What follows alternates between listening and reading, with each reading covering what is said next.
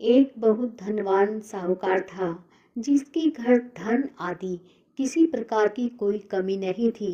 परंतु उसको एक दुख था कि उसके कोई पुत्र नहीं था। वह इसी चिंता में दिन रात रहता था। वह पुत्र की कामना के लिए सोमवार को शिव जी का व्रत और पूजन भी किया करता था तथा सायंकाल को शिव मंदिर में जाकर शिव जी के श्री विग्रह के सामने दीपक जलाया करता था। उसके इस भक्ति भाव को देखकर एक समय माता पार्वती जी ने भगवान शिव जी महाराज जी से कहा, महाराज, यह साहूकार आपका अनन्य भक्त है और सदैव आपका व्रत पूरी श्रद्धा के साथ करता है। इसकी मनोकामना तो पूर्ण करनी ही चाहिए। शिव जी ने कहा, हे पार्वती, यह संसार कर्म क्षेत्र है। जैसे किसान खेत में बीज बोता है वैसा ही फल काटता है, उसी तरह इस संसार में जो जैसा कर्म करते हैं वैसा ही फल भोगते हैं। पार्वती जी ने अत्यंत आग्रह से कहा, महाराज, जब यह आपका अनन्य भक्त है और इसको यदि किसी प्रकार का दुख है तो उसको अवश्य दूर करना चाहिए, क्योंकि आप सदैव अपने भक्तों पर दयालु होते हैं और उनके दुख दूर करते हैं। यदि आप ऐसा नहीं करेंगे तो मनुष्य का आपकी सेवा और व्रत से विश्वास उठ जाएगा, फिर वो क्यों करेंगे। पार्वती जी का ऐसा आग्रह देख शिवजी महाराज कहने लगे, हे पार्वती, इसके कोई पुत्र नहीं है, इसी चिंता में यह अति दुखी रहता है।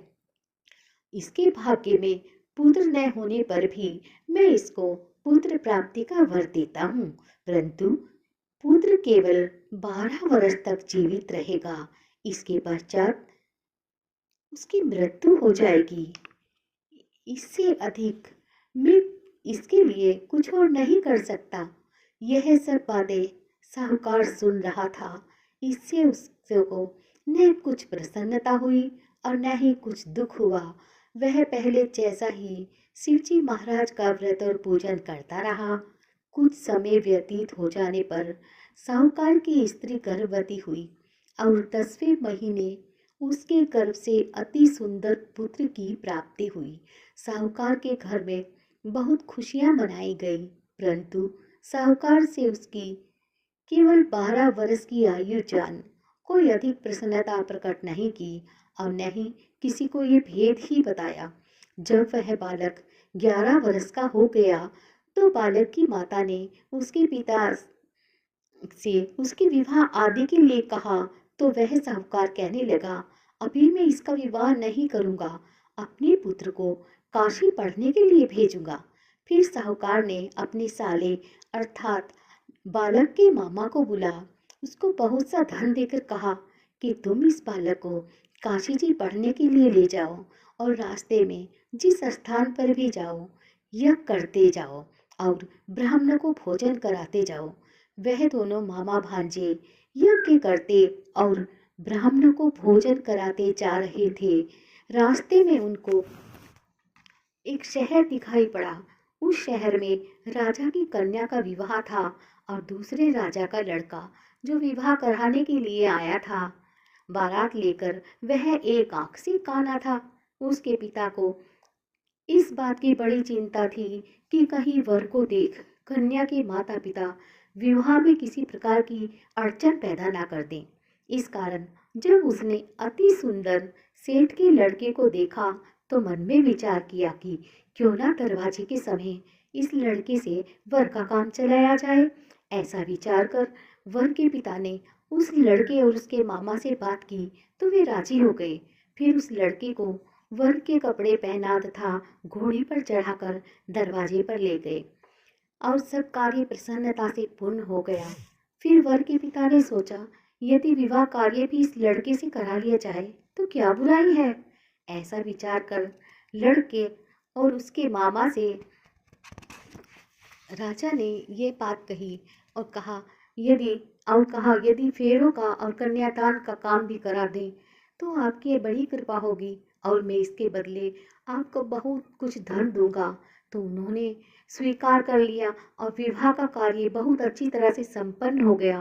परंतु जिस समय लड़का जाने लगा तो उसने राजकुमारी की चुंदड़ी के पल्ले पर लिख दिया था कि तेरा विवाह मेरे साथ हुआ है, परंतु जिस राजकुमार के साथ तुमको भेजेंगे वह एक आंख से काना है और मैं काशी जी में पढ़ने जा रहा हूँ। लड़के के जाने के पश्चात राजकुमारी ने जब अपनी चुंदड़ी पर ऐसा लिखा पाया तो उसने राजकुमार के साथ जाने से मना कर दिया और कहा कि यह मेरा पति नहीं है, मेरा विवाह इसके साथ नहीं हुआ है, वह तो काशी जी में पढ़ने गया है। राजकुमारी के माता पिता ने अपनी कन्या को विदा नहीं किया और बारात वापस चली गई। उधर सेठ का लड़का उसका मामा काशी जी पहुंच गए। वहां जाकर उन्होंने यज्ञ करना और लड़के ने पढ़ना शुरू कर दिया। जब लड़के की आयु 12 साल की हो गई उस दिन उन्होंने यज्ञ रचा रखा था कि लड़के ने अपने मामा से कहा, मामा जी आज मेरी तबीयत कुछ ठीक नहीं है। मामा ने कहा अंदर जाकर सो जाओ। लड़का अंदर जाकर सो गया। थोड़ी देर में उसके प्राण निकल गए। जब उसके मामा ने आकर देखा कि वह मुर्दा पड़ा था उसको बड़ा दुख हुआ और उसने सोचा कि अगर मैं भी रोना पीटना मचा दूंगा तो यज्ञ का कार्य अधूरा रह जाएगा। अतः उसने जल्दी से यज्ञ का कार्य समाप्त कर ब्राह्मणों के जाने के बाद रोना पीटना आरंभ कर दिया। संयोगवश उसी समय शिव और पार्वती उधर से जा रहे थे। जब उन्होंने जोर जोर से रोने की आवाज सुनी तो पार्वती जी कहने लगी, महाराज कोई दुखिया रो रहा है, इसके कष्ट को दूर कीजिएगा। जब शिव पार्वती पास आए तो उन्होंने देखा कि वहां एक लड़का मुर्दा पड़ा हुआ है। शिव पार्वती के पास आए, उन्होंने देखा कि वहां एक लड़का मुर्दा पड़ा हुआ है। पार्वती जी कहने लगी, महाराज यह तो उसी सेठ का लड़का है जो आपके वरदान से हुआ था। शिव जी कहने लगे, हे पार्वती इसकी आयु तो इतनी ही थी, सो यह भोग चुका है। तब पार्वती ने कहा, हे महाराज इस बालक को आयु दे दो, नहीं तो इसके माता पिता तड़प तड़प कर मर जाएंगे। पार्वती जी आपका पुत्र आ गया है तो उनको विश्वास नहीं आया। तब उसके मामा ने शपथ पूर्वक कहा कि आपका पुत्र अपनी स्त्री के साथ बहुत सारा धन लेकर आया है। तो सेठ ने आनंद के साथ उसका स्वागत किया और बड़ी प्रसन्नता के साथ रहने लगे।